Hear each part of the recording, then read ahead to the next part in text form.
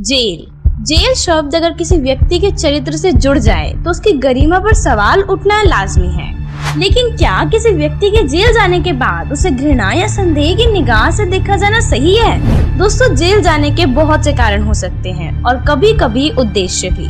माना कि दुराचारी, भ्रष्टाचारी, दुष्कर्मी जेल जाते हैं और ऐसे व्यक्तियों से घृणा करना या उनकी बेगुनाही पर संदेह करना स्वाभाविक है। लेकिन जरूरी नहीं कि जेल जाने वाला हर व्यक्ति कुकर्मी, चोर या बदमाश हो। कुछ लोग परमार्थ और समाज सुधार के उद्देश्य को पूरा करने के लिए भी जेल जैसी प्रताड़नाएं स्वीकार करते हैं। जहां एक तरफ भगत सिंह, सुखदेव, राजगुरु जैसे देश प्रेमी हंसते हंसते फांसी चढ़ गए, तो वहीं दूसरी ओर महात्मा गांधी जैसे राष्ट्रपिता भी जेल का कष्ट सहकर परमार्थ में जेल जाने की मिसाल कायम कर गए। श्री कृष्ण जी का तो जन्म ही जेल में हुआ था, लेकिन फिर भी इंसान आज उन्हें भगवान मानकर पूजता है।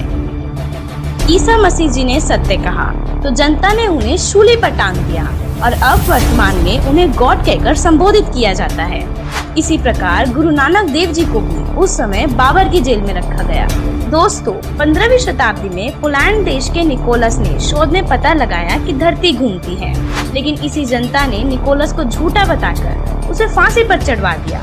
लेकिन कुछ समय पश्चात जब यह बात सच साबित हुई तो इतिहास के पन्नों पर आज भी निकोलस का नाम सुनहरे शब्दों में दर्ज है। वास्तविकता तो यह है कि जब कभी भी किसी महापुरुष ने जनहित में किसी सत्य को उजागर करके जनमानस को सच का आईना दिखाना चाहा, तो उसी जनता के द्वारा उन महापुरुषों को प्रताड़ित ही किया गया।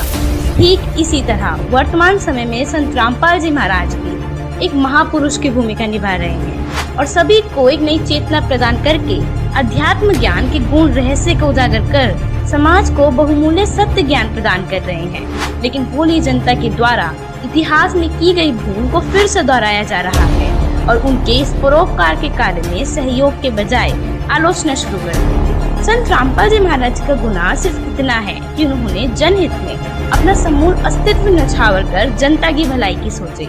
उन्होंने घर परिवार में सक्षम होते हुए भी समाज को अपना संपूर्ण जीवन सौंप दिया और इस परोपकार के कार्य में समय अभाव के चलते इंजीनियर की नौकरी को भी त्याग कर मानव समाज को दुखों के चंगुल से छुड़ाने और घर घर तक सद्भक्ति का संदेश पहुंचाने की ठान ली। दोस्तों, संत रामपाल जी महाराज जी ने वह सद्भक्ति जनता को बताई जो अनादि काल में किसी भी ऋषि, मुनि, संत, महंतों को समझ में नहीं आई और न ही इस रहस्य को समझने या समझाने में वह सक्षम रहे, जिसके परिणाम स्वरूप अन्य नकली धर्मगुरुओं की अज्ञानता की सच्चाई समाज के सामने आने लगी, जिसे बुखलाकर वो सब संत रामपाल जी महाराज के खिलाफ साजिश रचने लगे।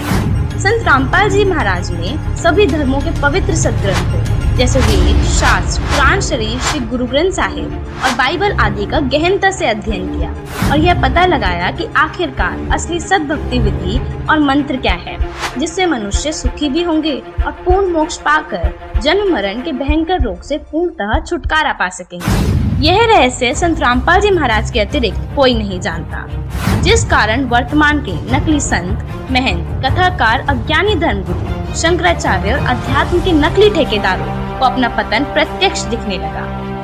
अपने धर्म की झूठी दुकानें बंद होते देख इन ज्ञानहीन संतों ने संत रामपाल जी महाराज जी की आवाज को पूरी तरह दबाने का भरसक प्रयास किया और जिसका परिणाम आज आपके सामने है।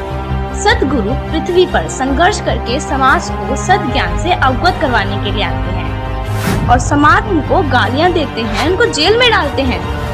दोस्तों, इस वीडियो के माध्यम से हमारा आप सभी से अनुरोध है कि जो गलतियां हम पहले से करते आ रहे हैं उन्हें फिर से न दोहराएं। एक सभ्य और शिक्षित व्यक्ति होने का परिचय दें। आप भी सिर्फ एक बार संत रामपाल जी महाराज जी का सत्संग जरूर सुनकर देखें।